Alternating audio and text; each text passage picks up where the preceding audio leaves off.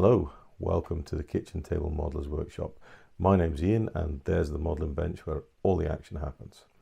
Kit review day. Now, if you can cast your mind back to my last channel update, I introduced this kit as something I picked up as a part of my birthday gifts. And it is a kit that I have been very interested to pick up since it was announced and introduced to market. And I think it's a fascinating subject of American World War II heavy bombers.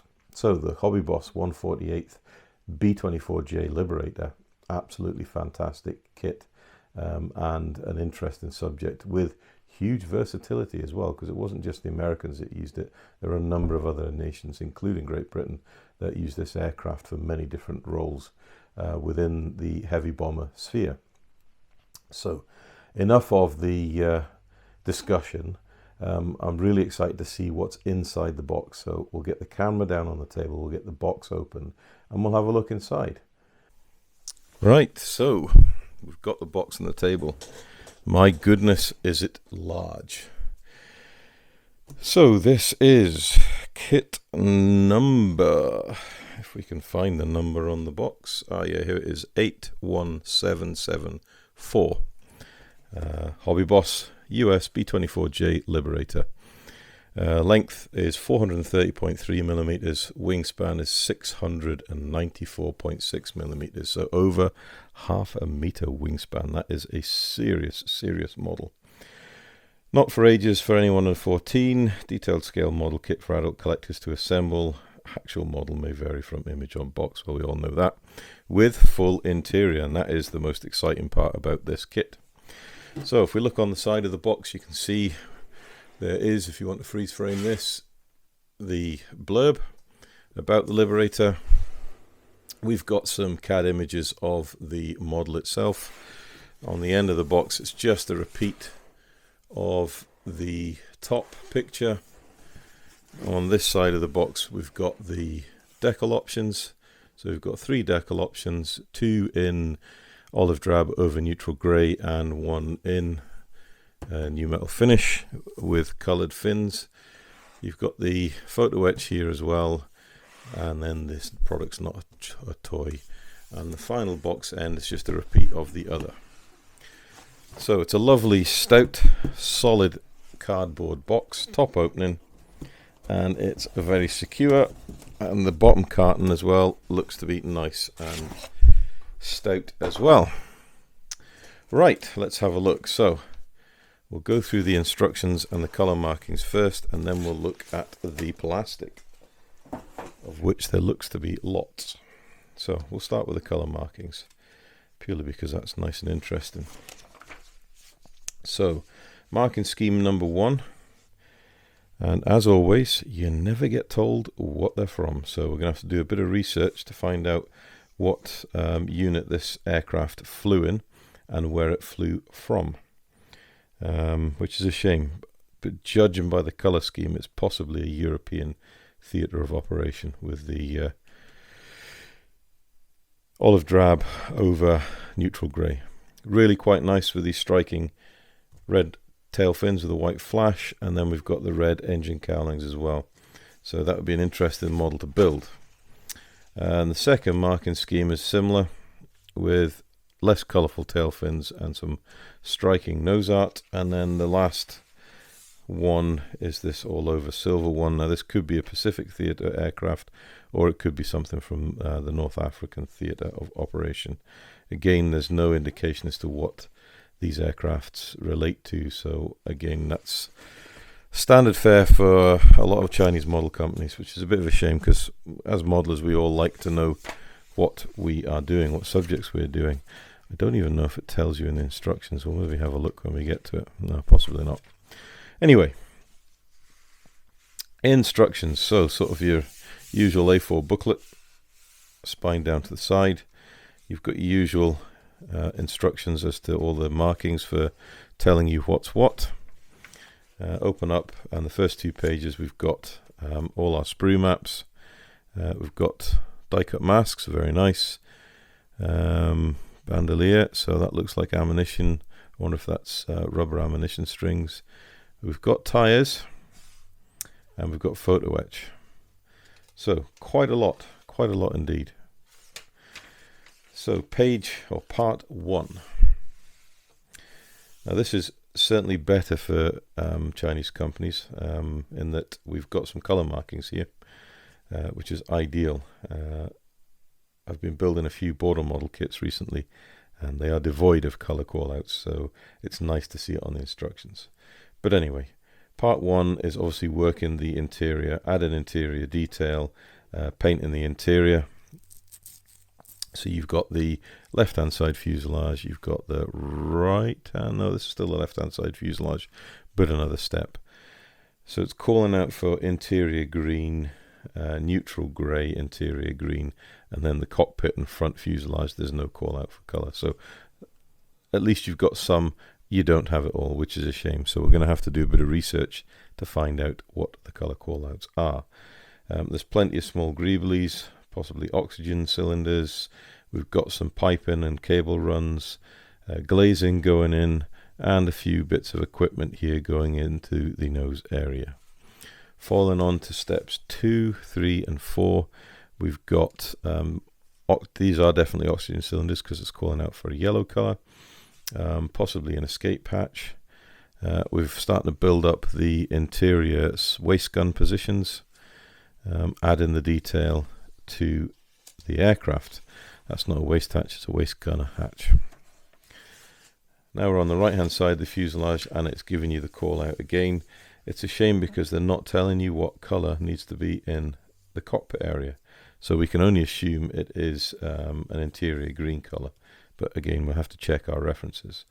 Certainly lots of ducting, wiring and piping to go in, all the usual parts for the interior of an aircraft. Moving on to part 6, where we continue in this, we've got the rear waist gun position going in. We've got the hatch for the waist gunner position, oxygen cylinders, and more bits of internal equipment. So it's shaping up to be quite an interesting build, and if you're painting all these parts as you go, it's going to look really, really good on the inside. Part 7 then, we're looking at the floor of the cockpit, possibly, or the ceiling of the bomb bay. It's difficult to tell with the orientation, but I think this looks like the cockpit floor, and this definitely looks like the bomb bay section with bomb racking installed. Moving on to part 8, we can see a more structured part of the interior coming together. So this is definitely the bomb bay with more of the bracing and bomb racks getting ready to go in. Part 9 is the front nose wheel undercarriage. We've got more framing for the undercarriage wheel bay, and we've got this in lower interior level and ladder to go in for, I'm assuming, a storage compartment or something. Not an expert on the Liberator. If anyone wants to correct me on what this part is, I'll be happy to be corrected. Part 11, we're starting to work on the cockpit area itself. So we've got seating going in. We've got the pilot's positions. So pilot and co-pilot, instrument cluster, panel, throttle quadrants, foot pedals, yokes. That coming together with the rest of the fuselage, bringing it to a point where you're going to be nearly ready for construction, I would think. Some more framing, the pilot seats going in, the bombardier's position going in. These are possibly ammunition cases going in, but I stand to be corrected. There's the Northern bomb site. Bombs, make 12, so we're looking at 500-pound bombs maybe. That'll be what? 500 pound at 12 is 6,000 pounder bomb load. That's probably around about right. I don't know. Maybe the 1,000 pounders. I'm not sure. But you've got plenty of them to go in. So it's certainly going to be bombed up once you are finished construction. Then we've got the rear part of the fuselage leading towards the tail gunner position. Part 13 is when you bring all this together. Now, I would suggest that you may actually need to use a fuselage half to act as a jig when you are constructing all these parts, because that looks like a recipe for misalignment and disaster, and the worst thing you'd ever want is to glue it all together, let the glue cure and then try and fit it in, and it won't fit. So I think it would be wise to prepare a fuselage half and then locate these bulkhead sections where they're supposed to be after you've glued them up and use it as a jig. You could even put it in one side, close up the fuselage halves whilst the glue cures, then you can take it out and finish your detailed painting. But I do think that is quite a complicated construction, and without precise angles and square jointing, then you could end up with a bit of a problem, especially if you let it cure up really hard and you've got no room for maneuver to get it to fit into the fuselage shafts. That aside, it looks really interesting and quite detailed. Right, part 14 possibly looks like the beginning of a turret, and most probably the front gun turret, because you've got the Browning machine guns going together here. Part 15 is a rear fuselage section, and this part here would be the surround for the ball turret for under the fuselage. So I'd imagine by the time you've built all this, it's going to be an absolute marathon. Right, painting and masking. So it's telling you interior green, the glazing goes together, and then we've got the mask pattern guidance there, which is really nice. Part 18 will be the under ball turret, the ball turret for under the belly. So we've got, it's very similar to the B-17 style construction, where you've got the retaining ring, and then you've got the two magazine housings above, and then this stanchion to support it all into the fuselage construction itself. So quite interesting, and note it's supposed to go in before you bring the fuselage halves together, so that would suggest you need that extra room to work it in. So it'll be interesting to see if you test fit if you can actually put this in after, or whether or not it does actually need to go in and you need to be able to mask and unmask with the fuselage halves together. Moving on, part 20, we have another turret being constructed. Whether that's front or rear, I'm not sure. It doesn't really say until the point of fitting, which, looking at it, it's possibly front. Don't know. Possibly rear. It's hard to tell. Anyway, I think that's the rear one looking at that, and that's the front one here. So it would have been a bit better if Hobby Boss was a bit more clearer in their instructions. Overall, though, when you finish part 20, the fuselage halves are going to be together, and you've got a nice substantial wing spar going in the middle section there. Right, part 21, we're looking at the underside. So we've got the bomb aimers compartment, we've got the, I'm assuming, a rear escape hatch, we've got the bomb bay doors. Options, you can have them stored open or closed. And then there's a few bits of fairings and whatnot to put on the side. You've got a nice little mask instruction diagram there too. Right, this is the rear upper turret, or should I say the mid upper turret, goes just behind the cockpit. Got the fuselage, the cockpit glass going on, and we've got a observer's blister going down. There are two pitot tubes or probes to go on the side of the fuselage. I suggest leaving them off until final construction.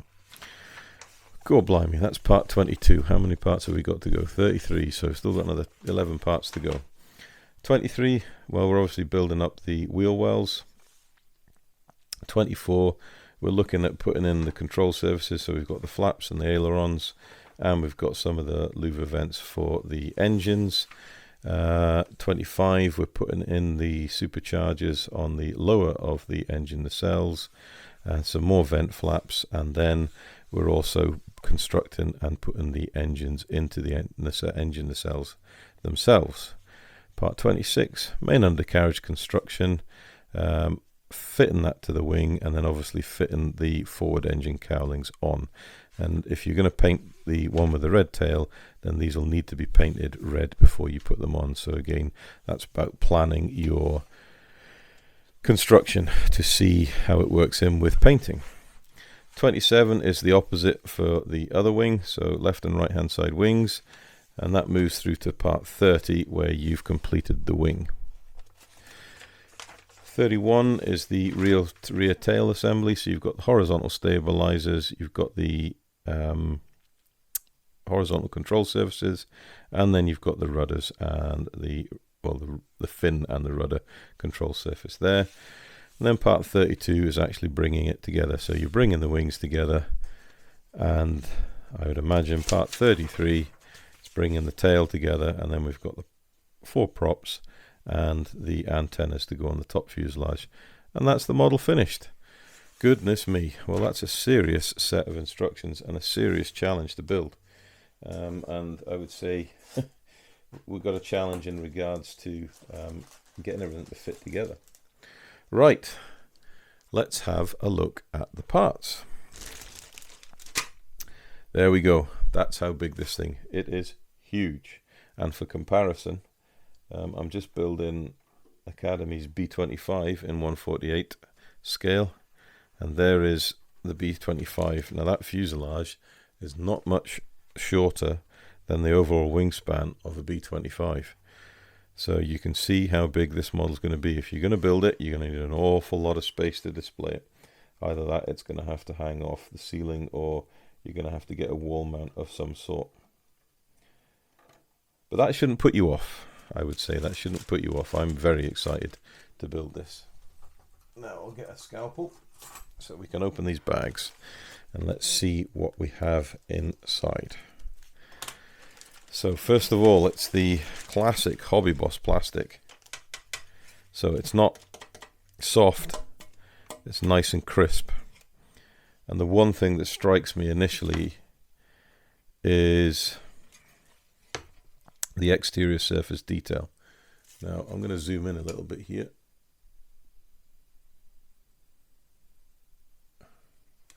And hopefully you can see in the light the ultra fine riveting detail that's all over this kit.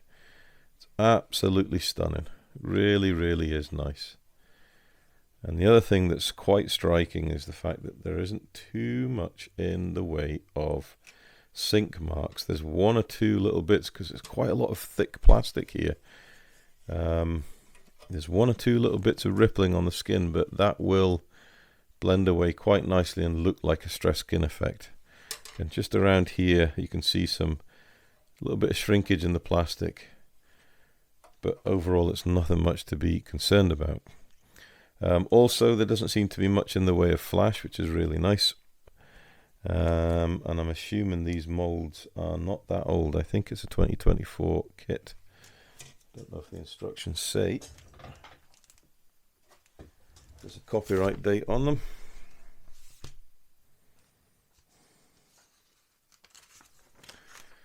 No, I don't see a copyright date, but I'm sure it's a 2024 kit.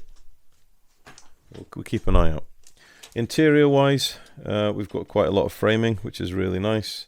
You've got the nice clear placement for where a lot of the instrument control clusters are for the side walls. It's going to be really busy in there. There are quite a few ejector pin marks. In reality, whether you're going to see them, I really highly doubt it. A lot of this work is going to be wasted because you're just not going to see it through these tiny windows.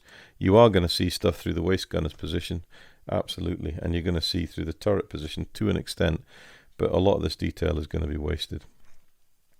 There's 1 or 2 in here in the bomb bay. I think they will be reasonably easy to clean away, but you could argue when you're paying the money you're paying for this kit, they shouldn't be there. However, it's a huge piece of plastic to get out of a mold. They're going to have some ejector pins, so it's just something they're maybe going to have to put up with for the size of the model we're getting. Right, wings. Oh my lord, look at the size of them.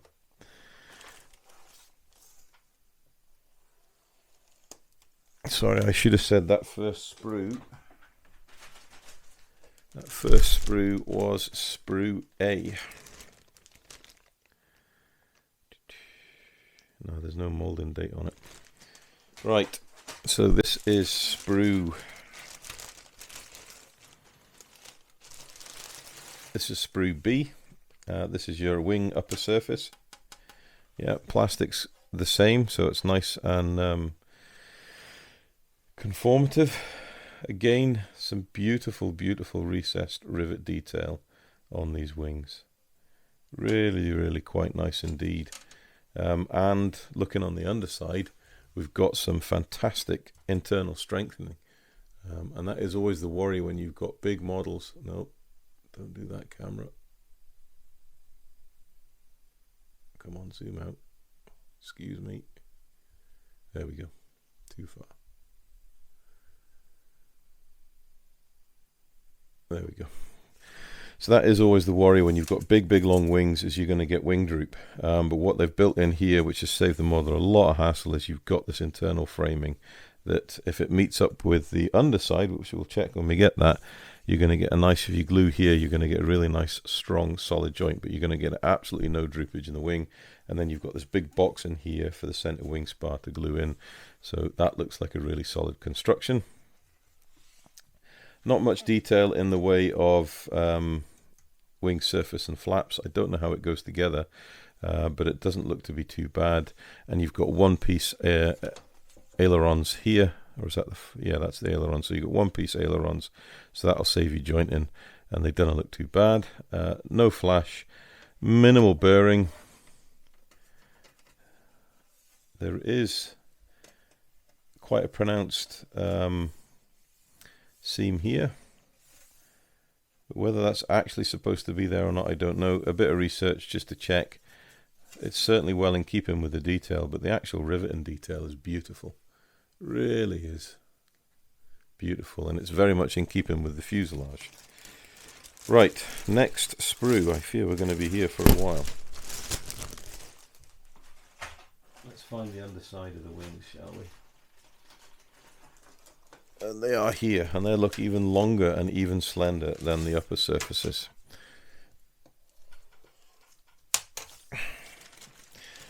So first of all, we do get a continuation of this strengthening ribs, which is fantastic, and we've got this box section here for the central wing spar. Wheel wells, that'll marry up with the wheel well construction. And again, that sublime riveting and recessed panel line detail on there. Absolutely stunning. So you're going to have to work really hard with your paint ratios to make sure you don't fill this with fillers and paint coats. You want to have nice, thin, opaque paint coats that just lay colour down and enhance rather as obscure this detail, because it's absolutely beautiful. And with the weather and wash, it's going to come out absolutely stunning. All in all, though, really nice parts. You've got a couple of parts here. I'm not sure what they're for, but they certainly do look really rather nice. Right, next part. So this is Sprue D, and these are engine nacelles. Right, so Sprue D.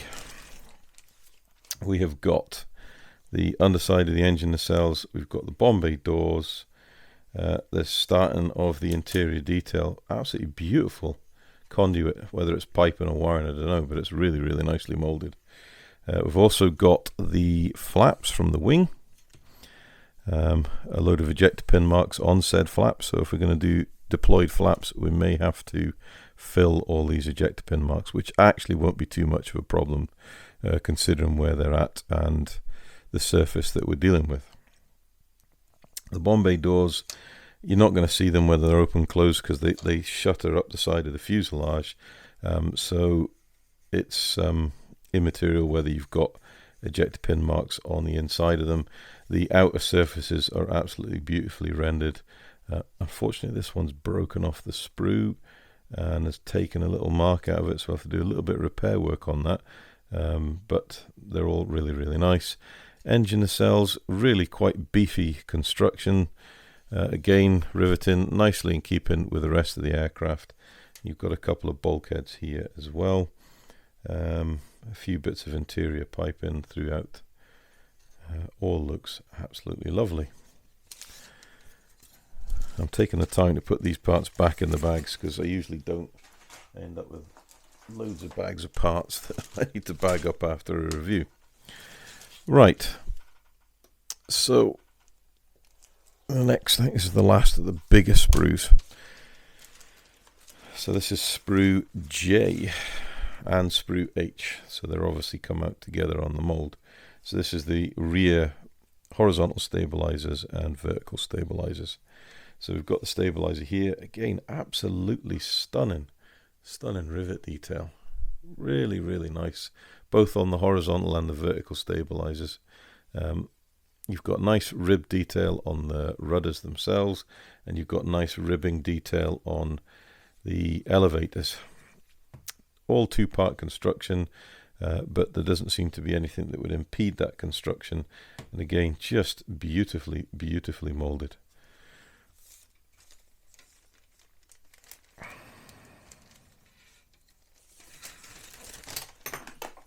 Lovely. Drop the scalpel, stab the leg. Right, some of the smaller parts now. Now there's a whole stack of them in the box. And some of them are, you've got whole husher parts like this, so we've got a lot of doubles.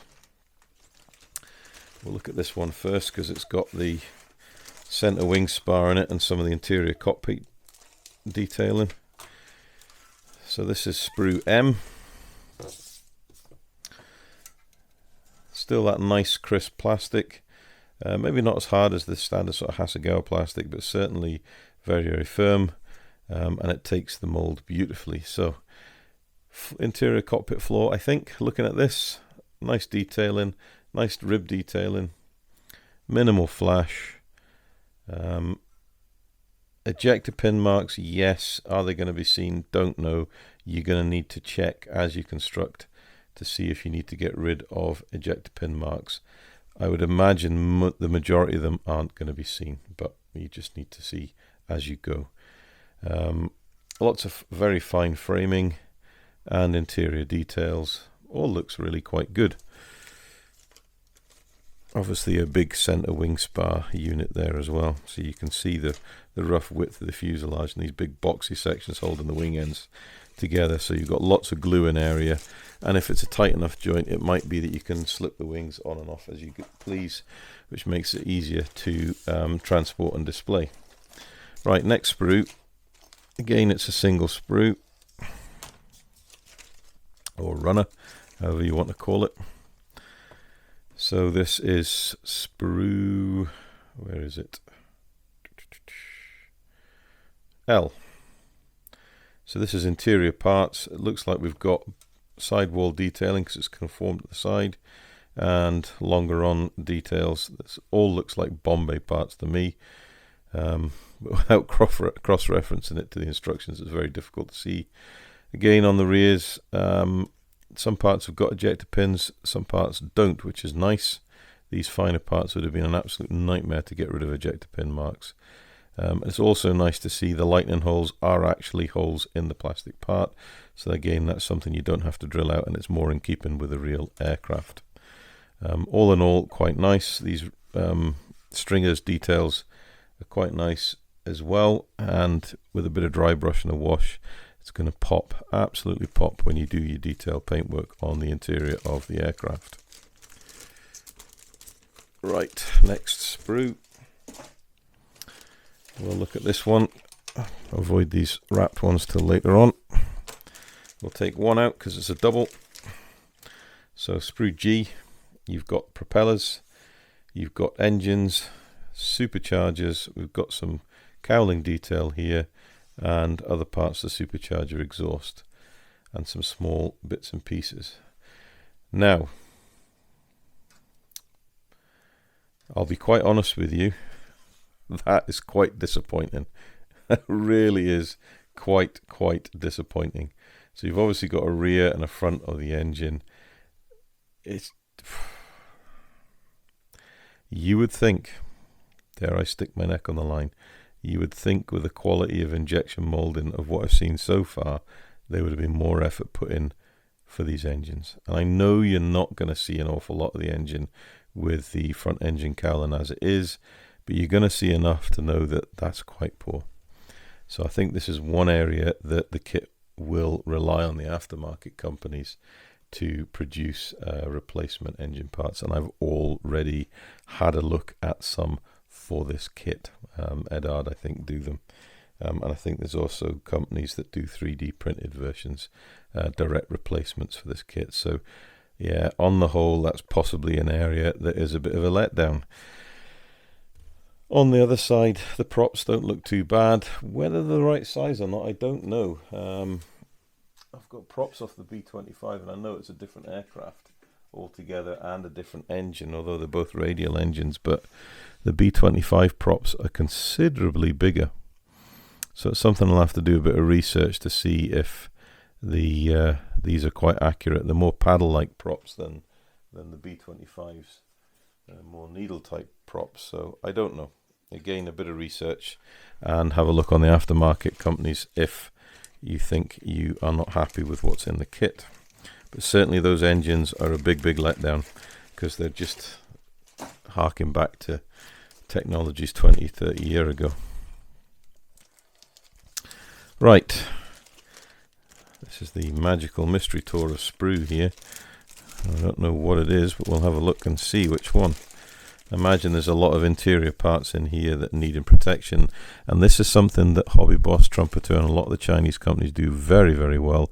They really do know how to protect their interior delicate parts of models with this foam wrapping, and it is really well wrapped. That's 4 turns around these.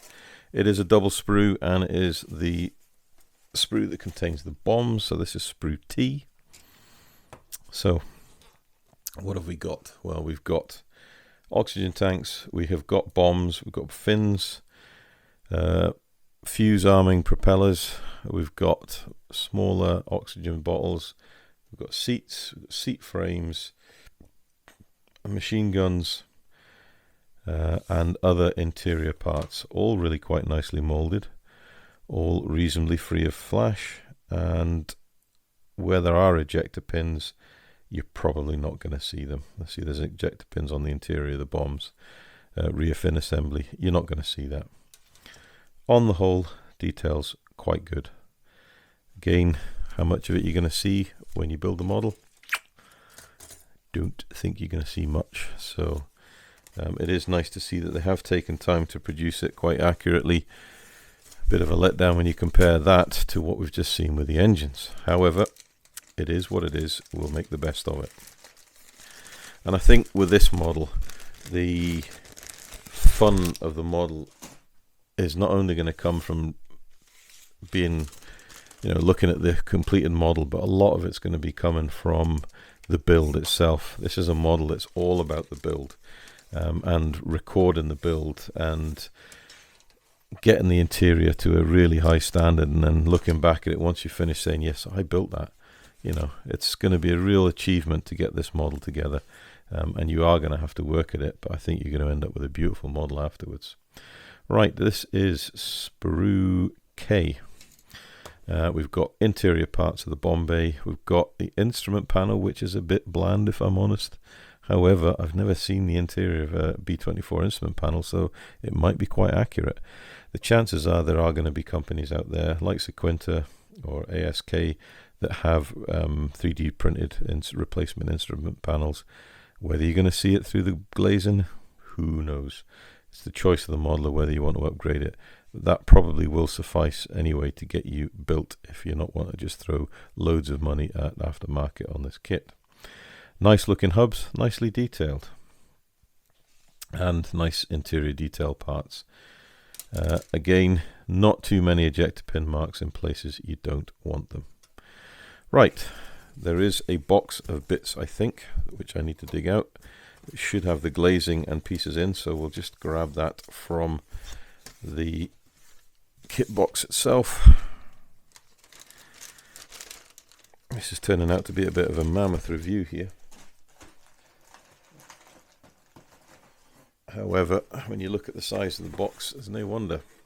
Right, so last box, more sprues. Oh my lord. So we've got 1, 2, 3, 4, 5, and a 6, 7 glazing sprues here. So we've got a significant amount of sprues in this box, plus the decal sheet. So give me a moment to arrange myself, and then we will start looking through all these parts. So first sprue out of the white box. That's an interior sprue.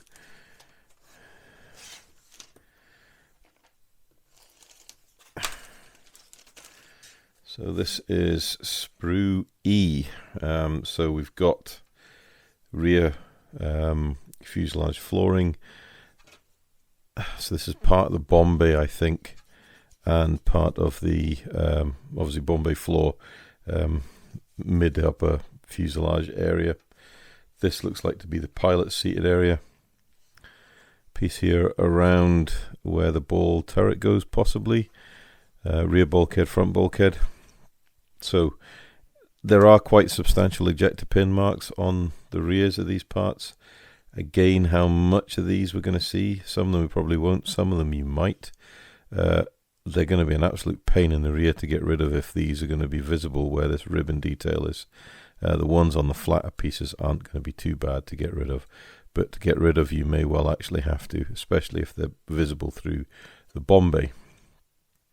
But other than that, the actual detail's nice. You can hear it, it's very sharp, it's crisp. It will take a wash and a dry brush rather nicely and should add significantly to the overall detail of the kit. Right, we're getting there. Next sprue, that's another single. This is lots of interior parts, this.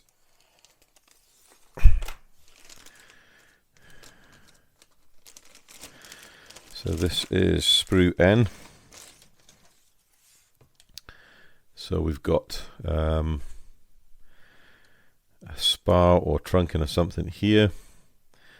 Got seat. Oh no, do we have seat framings? Probably webbing, strengthening webs there. Undercarriage, main undercarriage struts. They look nice and chunky. I'll be quite honest with you with that. So they look like they're going to be able to support the weight of this model. And there's something I didn't notice in the instructions is where are we going to put the nose weight, because we'll want to avoid it being a tail sitter. So there may be a need of putting nose weight into this kit to keep it from doing such. Sundry parts, bits I do recognize here. We've got the throttle quadrant cluster, front bombardier seat, looks like a nose floor area. Yeah, not too bad. Hatch here. Again, ejector pin marks here and there. You're probably going to have to deal with them where they're going to be seen. Otherwise, you should be okay. Right, pop this part away.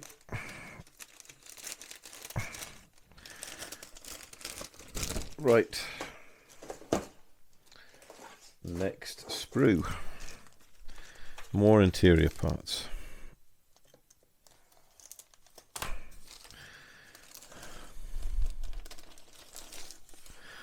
So we've got the two waist gunner hatches. We've got halves of the upper fuselage antenna. We have the forward probe parts, parts of bomb racks, other interior detailings, all really rather nice. Some might say a little simplistic with some of this interior panel detailing where you've got some sort of gauges. But again, how much of it you're going to see, I don't know. But there's certainly plenty there to detail up. Some slide molded parts here. These look like to be parts for the waist gunner positions. Now the waist gunner positions, if you display them with the hatches open, then you definitely are going to see a reasonable amount of detail. So it will be well worth your while to add in the extra detail there. So you can actually add interest to the model. Right. So we've got here a whole hush of Browning. I'm assuming they're Browning 50 cals. Single piece molded, which is nice. And they've also got the vented barrel shroud. So that'll take a wash and a dry brush really rather nicely. We've also got the nose wheel strut here, the nose wheel undercarriage strut, which again is nice and chunky. So it should take the weight of this model, no bother at all. This is Sprue Q, and we've got other parts here for the gun turrets and the ball turret. This will be for the front wheel here and the front wheel mudguard. All in all, quite nice. They're reasonably free of burring, flash, and they've obviously got these little auxiliary ejector pin points or push pin points on the side of the parts that will need to be cut off and trimmed, but that's not going to pose too much of a problem. There are a few ejector pins, but I believe they will be hidden when you finish construction, so it should just leave a nice detail. All in all, quite nice indeed. Right, nearly there. This is the last, I think, of the small sprues before we look at the clear parts.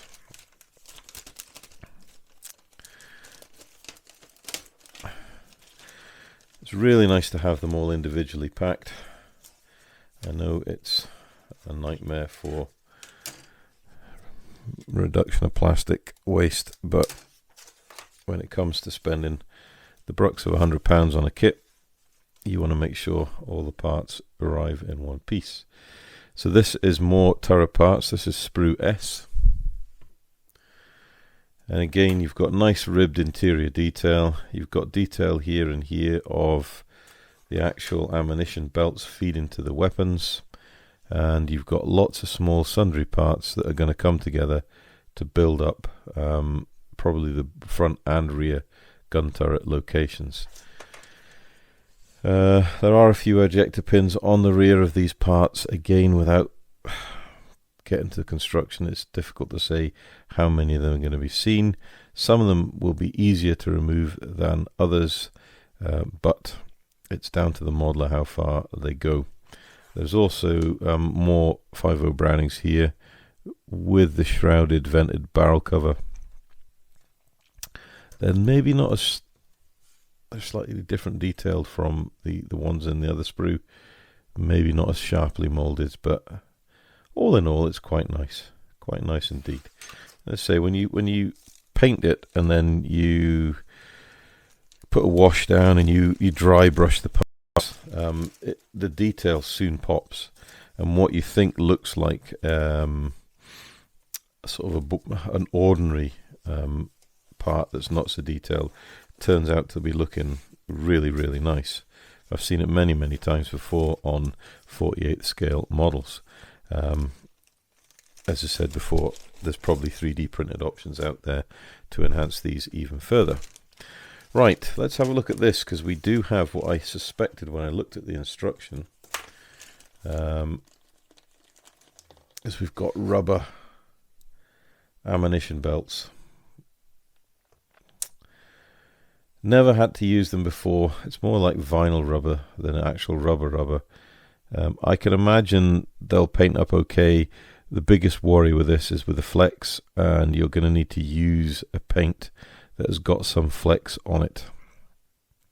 Now, I'm lucky enough just to have gotten the new Gallery Kaleido Colorworks metal set, and I'll probably end up using that on this to highlight the gunmetal strapping and also the sort of brass cartridge case. And I'm hoping with it being a water-based acrylic, it'll have enough flex in the paint to account for positioning this once we've actually got it constructed. The wheels themselves are actually okay.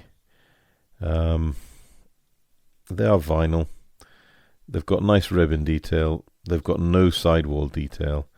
And obviously they will, you could probably make them bulge a little bit, but naturally they won't do it. I suspect I'll be able to get resin replacements, and in all truthfulness I probably will, just because they'll have more detail than what's here.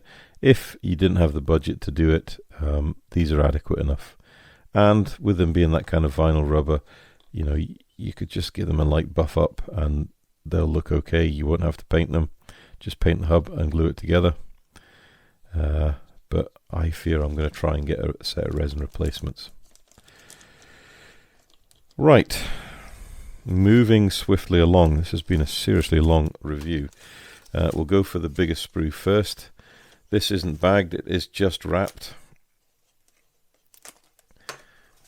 And this is the glazing, so it's not bagged, it's actually bagged within the wrap. Right, so as with most Hobby Boss kits, the glazing is not too bad at all. If we look at these side windows, there is a little bit of rippling in the glazing, but it's not going to distort what's behind it too much. The actual glass itself, or the styrene, clear styrene itself, is very bright, it's very clear, and it should be fine to work with. The turrets look really quite nice. Now, I don't know how the glazing on a real turret goes together, so I don't know if the seam joint is going to be realistic or not. We're probably going to have to use some form of crystal clear or clear PVA, or is it Ammo's Ultra Glue to glue these together. Definitely not any form of Tamiya Extra Thin. The chances of fogging these glazed parts will be huge, and we definitely don't want to do that. The upper mid gun turret glazing is absolutely beautifully shiny, and really rather clear without just too much warping. And the cockpit glazing has got a nice embossed framing on it. And if we've got die cut masks, brilliant. Again, you can see my finger. If we hold the scale, the Swan Morton blade, we can see that no problem at all. There is minor distortion, but you know, you're dealing with round edges and molded parts, you're always going to have a little bit of distortion. But on the whole, those clear parts are absolutely lovely. They're really bright, really crisp and clear, and with a bit of careful masking and careful painting, they really will bring the model to life. Right, we'll get them back in because I don't want anything to come to them. I want them keep them in as best condition as possible, and I really do like this form of packaging as well. Offers protection not only from scratching but from also impact, so well done, Hobby Boss. Right, last part. I never thought I'd get here. I am not sure what this is, but we'll find out. I suspect it is another part of glazing, but we'll have to wait and see and get that confirmed. Yep, more clear parts. Ah, right. The parts that we're missing. So we've got the star dome here. We've got some more small glazed T-pieces here. And then we have this beautiful bomb aimers location at the front of the aircraft. Now that is absolutely crystal clear, absolutely beautiful, and the flat of the glass, there's no distortion under that whatsoever. There is a little distortion with the roll of the glass as it goes around the circumference, but nothing that's going to cause a problem. And you can see the detail writing on the Swan Morton scalpel blade through that perspex, and no bother at all. That is absolutely stunning.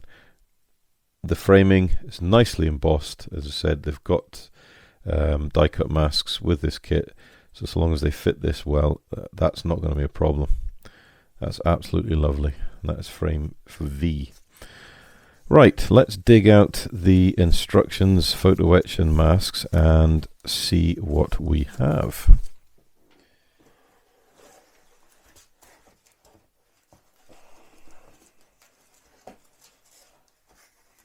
So the last pieces to come out of the kit. I'm not going to bother taking the photo etch out. It is just one fret. We've got the wiring harnesses for the radial engines here. We've got some instrument clusters here, and I'm not quite sure what these are, but they may be ammunition canisters or something. I don't know. I'm clutching at straws there, but they'll be in the instructions. Hobby Boss photo etch is usually quite nice. It's not too thick, not too thin, and it's very easily moldable. If you anneal these smaller parts gently, then they'll become even more moldable, and you'll be able to get them to conform really rather nicely. But yeah, that looks okay, and minimal work for those that don't like photo etch. Decals. So we've got the pre-cut masks in the back.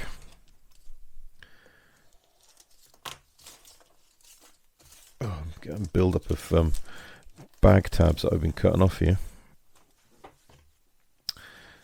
So here's the masks, nicely numbered. Not really sure about this masking paper. Feels quite coarse. It might be advisable to get a set of Edard masks. There is some adhesion to it. How well it's going to adhere, I don't know. I'm not even sure if those are actually pre-cut, you know.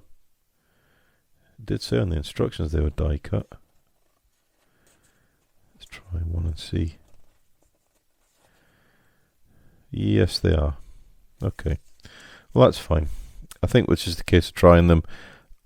Personally, I might actually look at getting a set of Edard glazing masks, because I know they'll work and I know they'll be really good.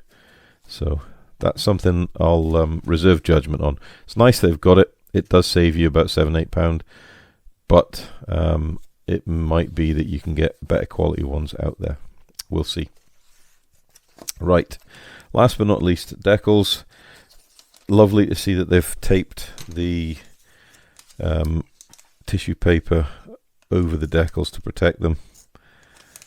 All too often it's not, and it comes off and you can end up getting scratched. Now, I've never really had a problem with Hobby Boss decals.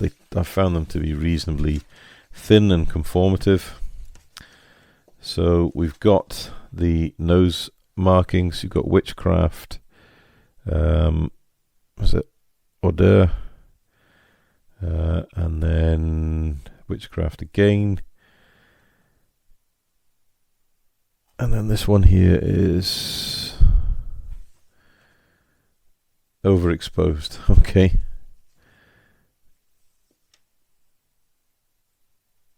Is it Shishi Baby or something? Is this one here in tartan? So, yeah, quite a number of nose arts and tail arts. We've got the white flash, fin flash with the M. So I'm assuming we've just paint the vertical stabilizers red, and then just to fix the decal over them, and the red will show through to get the red M on the white background. All the bond markings here, so quite significant bond markings. Not too much in the way of stencils, which is excellent in my book, because I can't stand putting stencils on. And then we've got the instrument decals here. So depending on, I'll have to have a look at it, and depending on how well you're going to see into the cockpit, it might actually be worth investing in either a photo etch set or 3D printed enhanced set. That's something we can look at nearer the time of the build. The other thing I notice is they don't have any propeller decals, and I would imagine all the props would have had maker's marks and decals on them, so a little bit of aftermarket might be needed for this kit after all in regards to decaling. But if you just want to build out of the box, there's enough there to get it done. They're certainly in register. There doesn't seem to be too much extra carrier film, and they are not too glossy and not too matte. They're just nicely satin, so I think they would go down okay. The other thing to note is here on the Q2 is there's quite a lot of carrier film obviously between the two, the Q and the 2, so we need to be very careful we don't suffer from silvering underneath these decals, but I don't think there'll be a problem. I've never had a problem with Hobby Boss decals before now. Right, so that is all the parts. We've actually got to the end of this, and it's probably taken about a half an hour to look through this lot. What I'll do is I will put all this back in the box. We'll get the camera back up on me, and we'll have some thoughts about the kit. So, see you in a minute. So there we go. Hobby Boss's 1/48 scale B24-J Liberator. So, thoughts. Well, first of all, something I didn't mention when we had the box on the table. Box art. Absolutely stunning. Really, really does sell the kit. And again, Hobby Boss has done really well to capture the plane in a really good angle. Ready for action. Again, full throttle going down the runway for a takeoff roll. Yeah, it's beautiful. The kit itself, well, it's not for a beginner. It's definitely an intermediate level kit. Burgeoning on advanced. The main concerns I have about the kit is, first of all, the interior detail. There's lots of it. There's lots of joints between bulkheads, cockpit floors, Bombay roofs, rear fuselage floors, you're going to have to make sure that the parts are correctly cleaned up, lots of test fitting and dry fitting, and when you do come to gluing it, you need to glue it and then jig it in the fuselage to make sure you can get it to join together properly without any gaps or impingements that stop you getting it fitted together. That being said, if you do that carefully, you're going to end up with a really, really nicely detailed, full detailed interior. How much of it's going to be seen? That will be answered when you get it built. But the fact is, you know it's there, and that contributes to the build in that you've got all that detailing you've put in there. And if you're taking photographs and recording the build, you can look back on it with a bit of pride, knowing that you've done that and it's all there, just for somebody to see with a torch and a very sharp eye. Moving from the interior to the exterior detail is beautiful. The riveting and the panel line engraving is really, really consistent throughout the wings, fuselage, tail fin and rudder. So yeah, beautiful, beautiful detail on the external surfaces, and with careful painting and, you know, oil washes and shading, you're going to end up with a really, really nicely detailed model. So you have to commend Hobby Boss for the effort they've put in to the exterior detail. Letdowns. There are a couple of letdowns on the kit. The first one, let's not beat around the bush, it's the engines. They are really rather basic, to be fair, and they don't add anything to the kit. In fact, they probably detract from the overall level of detail in the kit. They would be something that I will be seriously considering about replacing. Although you're not going to see a lot of the engine, the aperture at the front of the engine cowling isn't huge, you are going to see enough to know that it's the one area of the kit that Hobby Boss has really dropped the ball on. Even with the photo etch that's provided in the kit, it's still really under detailed and quite poor, to be fair. Another area of the kit that I will be changing are the wheels, purely because it's lacking detail, and it's the vinyl tires. It doesn't really float my boat. I'll be looking to get a Edard brassing replacement set just to add the detail, and also get the weighted look, because this was quite a heavy aircraft and non-weighted tires probably won't suit it very well. There are other options available, and stuff I certainly will consider will be maybe a photo etch cockpit set to enhance the instrument panel and the instrument binnacles. And the other thing I would probably want to see in that set would be a set of harnesses for the pilot and co-pilot seats. I think it's probably a must. You're going to be able to see them through the cockpit glazing, so it'd be really good just to have that extra detail in there to lift the kit to the next level. Other than that, I think it's quite a sound kit. It's going to be a complex build, it's going to be a long and involved build, but certainly one that will challenge a modeler, and once you have finished it will give you a serious sense of satisfaction and achievement from putting together this kit. And if you want to consider what else is available in 1/48 as a B24, well, it's only the old monogram kit that's probably 40-50 year old, and yes, it's a nice kit, but it's not a patch on this. So definitely, if you want a B24J, this is the kit to consider. Price wise, it's about £90 UK. You can shop around and get it a little bit cheaper, but for the amount of plastic you get in the box, I think that's quite a fair price, to be fair.